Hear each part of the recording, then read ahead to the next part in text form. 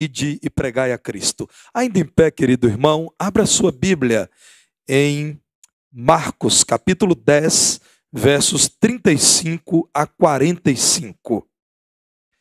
Marcos 10, 35 a 45. Nessa manhã, desejo, a partir desse texto da palavra de Deus, falar-lhes acerca do tema apenas servo. Apenas servo. Diz assim a palavra do Senhor. Então se aproximaram dele Tiago e João, filhos de Zebedeu, dizendo-lhe: Mestre, queremos que nos concedas o que te vamos pedir. E ele lhes perguntou: Que quereis que vos faça?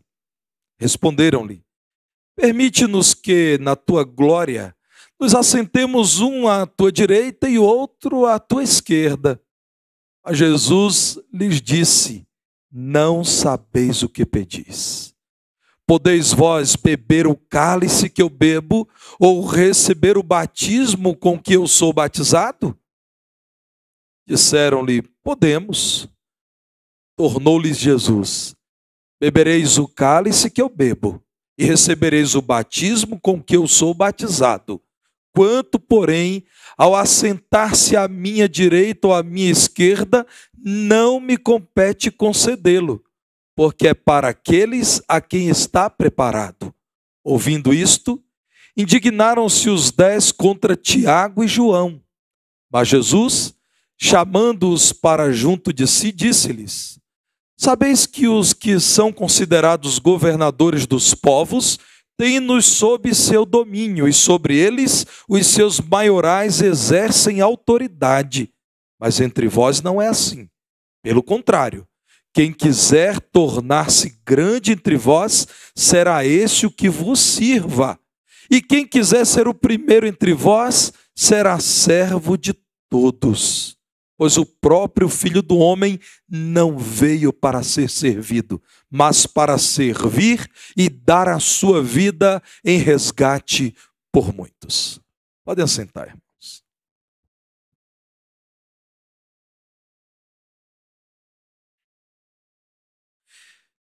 Meus irmãos, parece-nos incrível que Tiago e João, depois de terem caminhado com Jesus por longos 3 anos, apoiados por sua mãe, Salomé, segundo o que registra Mateus, estejam fazendo ao Senhor Jesus Cristo, segundo o que está aqui revelado, um pedido tão ambicioso, marcado por insensibilidade e muito egoísta.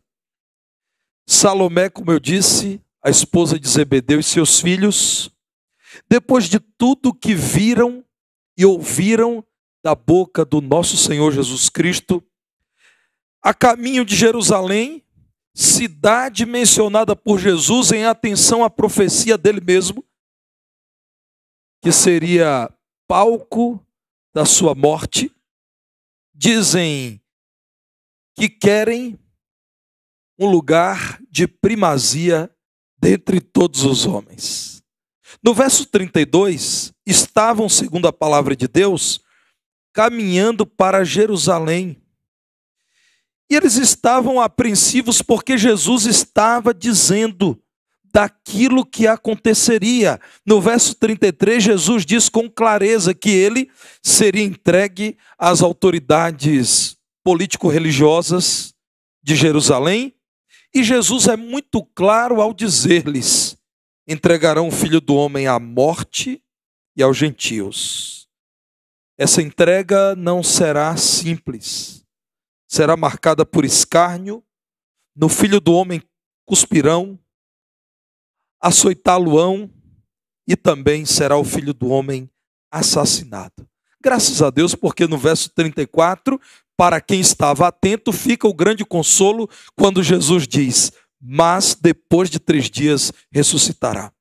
Percebam, irmãos, o que Jesus está falando do cumprimento de profecias das Escrituras, do reino estabelecido após o sacrifício do Cordeiro de Deus em favor da humanidade, Jesus está aqui apresentando a história da salvação em seu ponto mais elevado, em seu momento fulcral.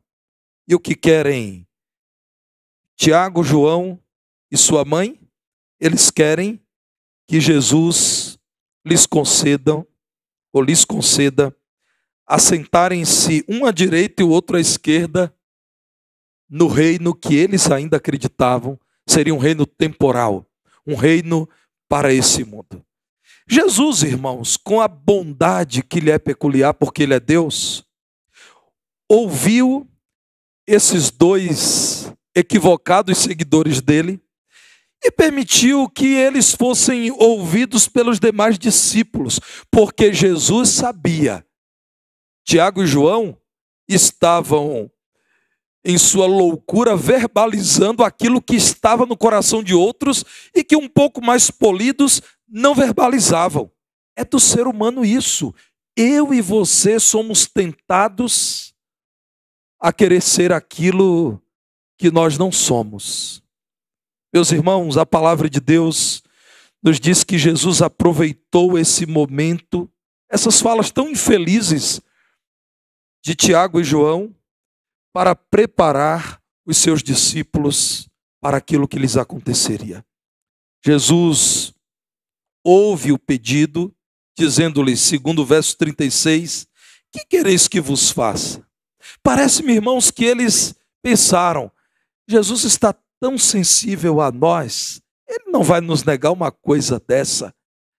Eu do lado direito e você, mano, do lado esquerdo. Coisa simples para o Senhor Jesus. É Ele quem manda em tudo mesmo. Quem sabe Ele não nos ouve mais. Se quem chega primeiro tem prioridade, ou como se diz lá no oeste de Minas, quem chega primeiro bebe água limpa, nós vamos pedir primeiro. E aí quando alguém vier a reclamar esse lugar, nós vamos dizer, não, a nossa senha é número 1 e também número 2, porque nós chegamos primeiramente aqui e queremos que Jesus nos dê os lugares cativos, à direita e à esquerda dele. Meus irmãos, a palavra do Senhor nos apresenta no verso 43, a palavra de Jesus, dizendo, entre vós não é assim. Quem quer ser grande entre vós, seja aquele que serve. Quem quiser tornar-se destaque, anule-se. Servir é o cerne da missão. Eu e você fomos chamados pelo Senhor para que sejamos apenas servo. E isso é tudo, irmãos. Meus irmãos, segundo a palavra de Deus, a nossa missão é servir. Assim como acontece comigo e com você. Por vezes, os apóstolos do Senhor Jesus, que seriam por ele enviados para servir, ambicionavam viver como as autoridades constituídas por Roma. Parecia àqueles apóstolos que as autoridades romanas tinham uma vida invejável. Era desejável aquilo que eles tinham. Por isso, meus irmãos, pediram para ter o que as autoridades de Roma tinham. Eles não sabiam o que estavam pedindo. Segundo o verso 38, Jesus questiona com completa coerência. Vocês podem mesmo beber o cálice que eu beberei? Porque o meu reino será estabelecido a partir desse cálice, desse fel da morte que beberei. Vocês aceitarão mesmo o batismo que eu receberei? Eu serei batizado na morte.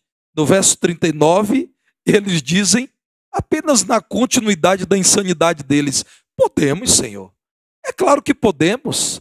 Para estarmos à tua direita e à tua esquerda, faremos de tudo. Qual é esse cálice mesmo? Podemos beber. Batismo, mais um, queremos ser batizados. Jesus, então, muito seriamente retruca os dois e diz, bebereis o cálice que eu bebo, e recebereis o batismo com que eu sou batizado. Quanto a assentar-se à minha direita ou à minha esquerda, não me compete conceder isso a vocês. Vocês não compreenderam que o meu reino é o reino eterno. E já há lugar preparado para aqueles a quem esses lugares estão destinados. O Deus Trino reinará eternamente. Não é para vocês a ocupação desses lugares. Eles não sabiam mesmo, irmãos, o que estavam pedindo, porque o reino de Cristo Jesus já tem um Senhor. E no mais, todos nós somos servos. Nossa patente é a patente de servos. A prioridade, portanto, deve ser para cada crente gastar-se no serviço, identificando-se com o Senhor Jesus. Irmãos, se a nossa visão de mundo estiver mundanizada, precisa ser convertida ao Evangelho de Cristo. Aliás, na quinta-feira passada, aqui falando de oração, eu mencionei Tiago mesmo, que no capítulo 4, muito especialmente nos versos 2 e 3, diz que por vezes os crentes não recebem do Senhor porque pedem mal. E pedem mal como? Para gastarem aquilo que pedem ao Senhor em seus próprios deleites. Querem ostentar. Vejam Tiago 4, versos 2 e 3. Vocês cobiçam e nada têm. Matam, invejam e nada podem obter. Viveis a lutar e a fazer guerras. Nada tendes, porque não pedis. Pedis e não recebeis, porque pedis mal para esbanjardes em vossos prazeres. Por vezes, pedimos ao Senhor aquilo que não nos é dado pelo Senhor. Aquilo que não nos é oferecido pelo Evangelho do Senhor. Aquilo que não está no horizonte do nosso Senhor. É coisa nossa, irmãos, que começamos a amar o jeito desse mundo de aprovar alguém ou de decretar que alguém é bem-sucedido. Certo homem que era político reconhecido nacionalmente, membro de uma igreja evangélica, chegou à garagem da igreja e estacionou o seu veículo ocupando 2 vagas. Um servo do ministério responsável por orientar aqueles que chegavam à garagem do edifício da igreja, educadamente abordou aquele irmão. Bom dia, meu irmão. O irmão pode retornar ao carro e manobrá-lo, porque o irmão está ocupando 2 vagas e outro irmão chegará aqui e precisará ocupar uma dessas vagas. Aquele político nacionalmente conhecido olhou para o irmão em Cristo que estava com um colete dos acolhedores, orientado pelo pastor Robertson, e disse: você sabe com quem está falando? Aquele irmãozinho olhou para o homem que lhe perguntou e disse: sei. Segundo a palavra de Deus, eu estou falando com um pecador, porque todos pecaram e destituídos estão da glória de Deus. Eu sei bem com quem eu estou falando. Eu estou falando com um homem que não tem mérito algum, porque somos salvos pela graça mediante a fé. Isso não vem de nós, é dom de Deus, não vem das nossas obras para que ninguém se glorie. E sei mais, estou falando com um homem inútil, porque todo aquele que serve ao Senhor, depois de ter feito tudo, é chamado na palavra de servo inútil. Acertei, meu irmão? E ele, calado, baixou a cabeça e deve ter pensado: esse pastor Robertson me paga. Entrou no carro, manobrou o veículo. Irmãos, quem nós somos? Sabem mesmo com quem estão falando? As pessoas precisam saber que estão falando com servos de Deus. Que honra dizer: eu sou servo de Jesus Cristo. Nosso padrão de serviço, portanto, é Jesus. Se a nossa visão de mundo é cristocêntrica, é dirigida pelo Senhor Jesus, o nosso padrão de serviço é Jesus. Muitas vezes, irmãos, nós, servos de Deus, adotamos o padrão mesquinho de serviço deste mundo. Isso acontece conosco por vezes. Nós nos esquecemos por vezes de Jesus, que é o Senhor e padrão do nosso serviço. Olhem mais uma vez para o verso 38 de Marcos, capítulo 10. Não sabeis o que pedis. Não apenas Tiago e João estavam equivocados. Vejam os versos 40 e 41. Depois que Jesus diz: esse lugar eu não posso conceder a vocês. Deveria ser então encerrada a questão. Os demais discípulos, os outros 10 apóstolos, deveriam dizer: graças a Deus, nossos irmãos Tiago e João, que se enganaram, foram corrigidos pelo Senhor. Nós jamais pediríamos isso ao Senhor. Eles, que pena, eles se equivocaram, pediram aquilo que não deveriam pedir. Encerrada a questão. Meus irmãos, é impressionante como a palavra de Deus diz que mesmo depois de terem sido corrigidos por Jesus, ao invés, irmãos, deles dizerem está tudo resolvido, tudo esclarecido, eles indignaram-se contra Tiago e João. Vocês percebem que entre os 2 que verbalizaram e aqueles que ficaram calados, os 10, não havia grande diferença, a não ser a manifestação daquilo que estava no coração corrupto. Eles ficaram indignados. Meus irmãos, se eles não estivessem contaminados pelos mesmos desejos que tomaram o coração de Tiago e João, eles não se indignariam. Estariam em paz, até dizendo: que bom que não fui eu quem falou isso. Mas não, eles se indignaram. Meus irmãos, devemos fugir do padrão de serviço que não é o de Jesus. O padrão desse mundo nos oferece a sede de poder, a sede de dinheiro e a sede por fama. Olhemos para Jesus, que nos concede a sede pela cruz. Dolorosa, difícil, mas ele quis a cruz. Ao entender que aquela era a vontade do Pai, o Senhor Jesus Cristo aceitou a cruz e disse: para isso eu vim. Jesus Cristo disse ao Pai: seja feita a tua vontade. Esse é o padrão de serviço dos crentes. No reino de Deus, o que nos é dado como privilégio, a fim de que nos identifiquemos com Jesus, é a cruz de Jesus. No reino de Deus, portanto, o maior é o menor, porque o maior aceitou o madeiro da vergonha, da punição e da desonra. O maior aceitou dar-se por todos os outros.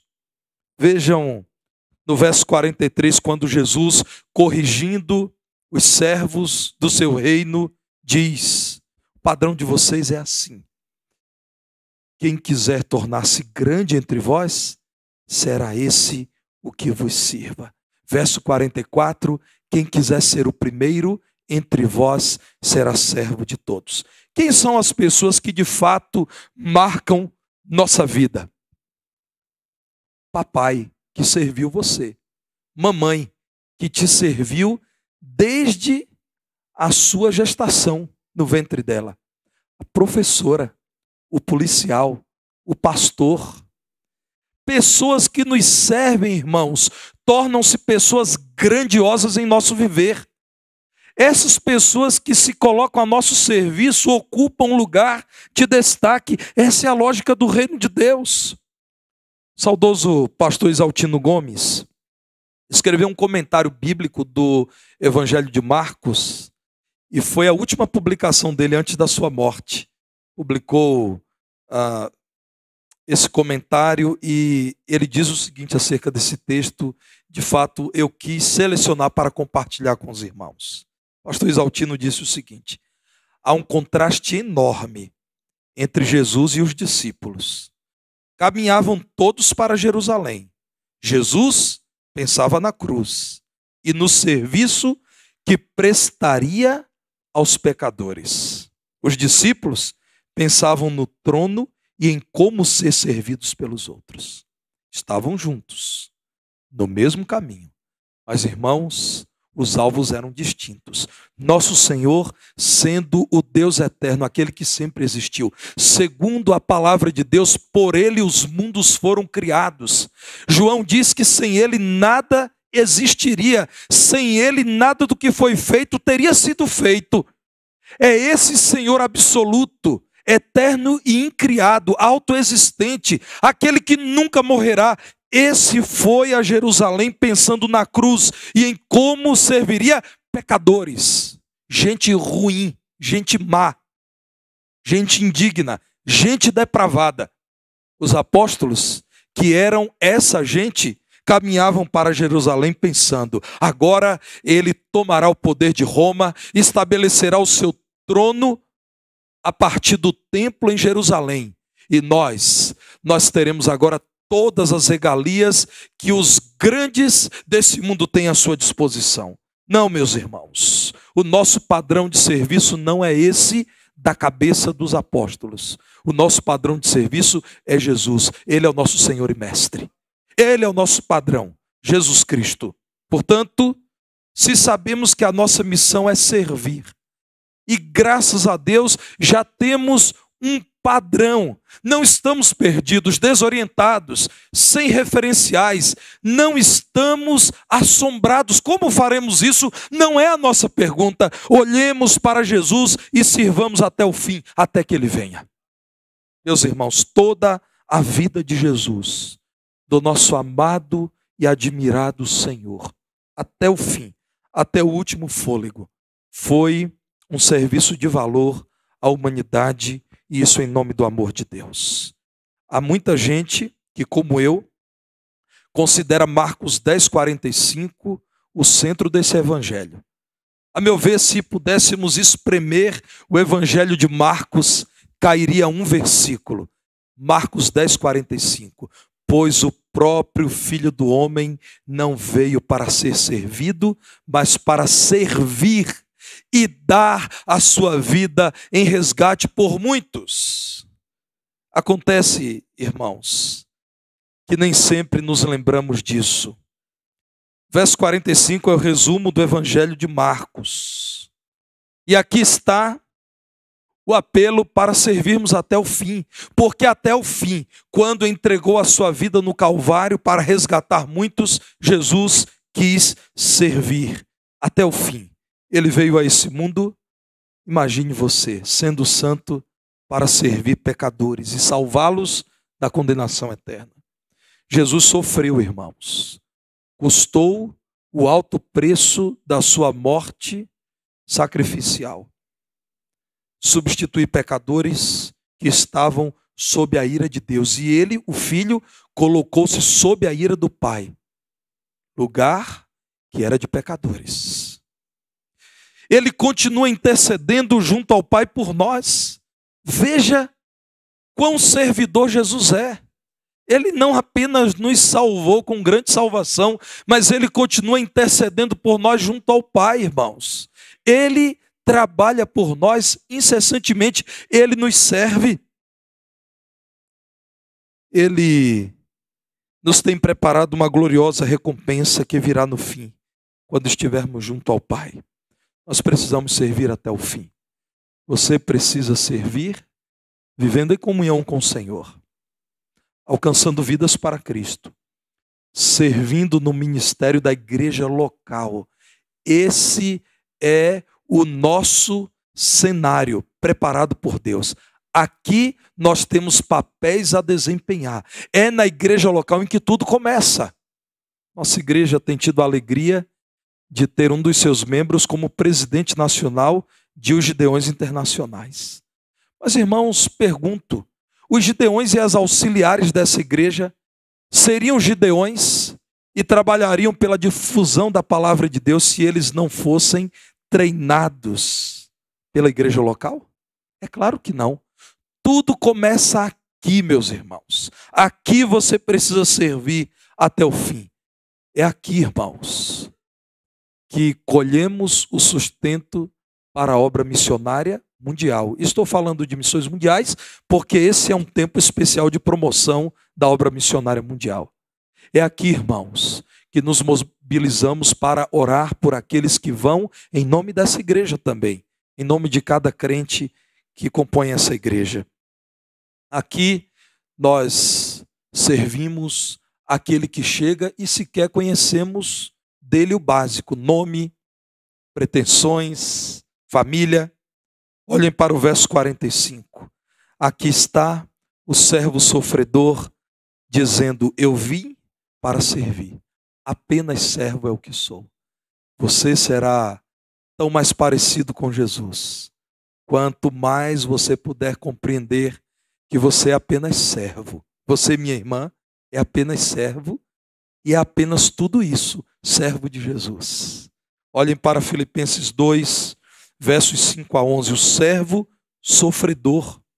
Quando você estiver experimentando o sofrimento porque está servindo, agenda apertada, dores no corpo pelo tempo empreendido no serviço, talvez incompreensões, lembre-se de Jesus, você terá a oportunidade de parecer-se um pouco mais com ele, o servo sofredor. Filipenses 2,5, tende em vós o mesmo sentimento que houve também em Cristo Jesus, pois ele, subsistindo em forma de Deus, não julgou como usurpação ser igual a Deus, antes a si mesmo se esvaziou, assumindo a forma de servo, tornando-se em semelhança de homens e reconhecido em figura humana, a si mesmo se humilhou, tornando-se obediente até a morte e morte de cruz. Pelo que também Deus o exaltou sobremaneira e lhe deu o nome que está acima de todo nome, para que ao nome de Jesus se dobre todo joelho nos céus, na terra e debaixo da terra, e toda língua confesse que Jesus Cristo é Senhor, para a glória de Deus Pai. Louvado seja o nome de Jesus. Meus irmãos, aquele que se esvaziou assumindo a forma de servo, tornando-se obediente até a morte e morte de cruz, foi exaltado sobremaneira de tal modo que o nome dele foi posto acima de todo nome, e ao nome dele dobrar-se-á todo joelho que está nos céus, na terra e debaixo da terra. Todo joelho se dobrará e toda língua confessará: Jesus é o Senhor, mesmo sendo servo sofredor. A matemática divina é assim mesmo. Menos significa mais. Notem bem, irmãos, na palavra de Deus, quando se dividem pães, pães são multiplicados, não é assim? Com o nosso irmão Gideão, quando há subtração de pessoas, na verdade o Senhor está multiplicando forças. Aquele que é servo torna-se o Senhor de todas as coisas. Eu estive analisando, irmãos, em Marcos 10, 45, o que vem a ser mesmo a palavra resgate. Porque resgate contempla uma série de sinônimos. E a palavra de Deus diz que Jesus veio para servir e dar a sua vida em resgate. Na língua grega é litron.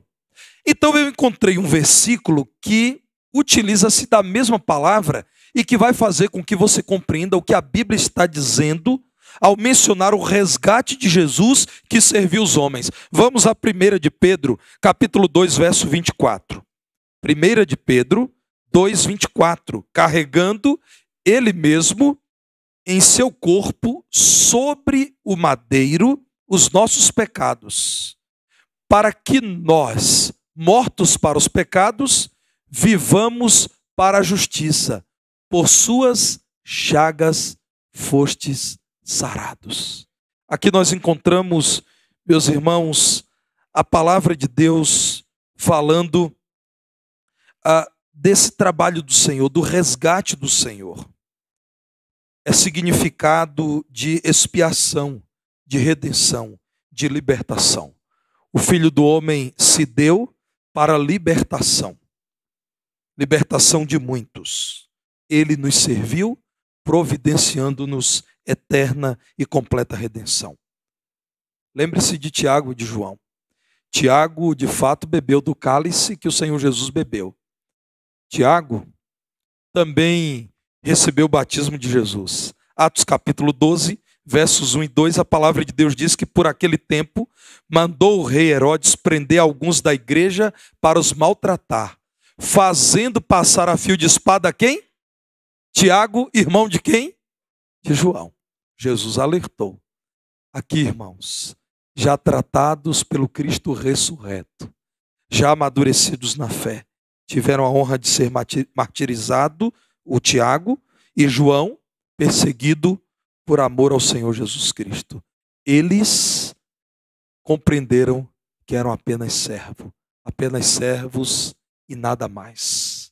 Mas, irmãos, enquanto servimos ao Senhor em meio a lutas e até perseguições, em meio às nossas limitações e dificuldades que nos cercam, devemos nos lembrar que Deus é conosco. Finalizo a exposição bíblica com Isaías 64:4, que eu quero ler com você e convido você a ler entusiasmadamente comigo. Vamos ler juntos? Porque desde a antiguidade não se ouviu, nem com ouvidos se percebeu, nem com olhos se viu Deus além de ti, que trabalha para aquele que nele espera. Você é servo de Deus? Você tem servido ao Senhor? Então saia daqui dizendo: Deus está trabalhando por mim. Continua o Deus eterno servindo a mim e aos meus irmãos. Apenas servo. Esse é o convite do Senhor. A minha oração é que Deus me ajude a ser lembrado entre os irmãos futuramente como servo. Porque assumi o convite dos irmãos que expressou a vontade de Deus manifesta a mim e a minha família, porque eu quero servir os irmãos. Contem comigo e com a minha família para servirmos a esta que já posso dizer é uma amada igreja.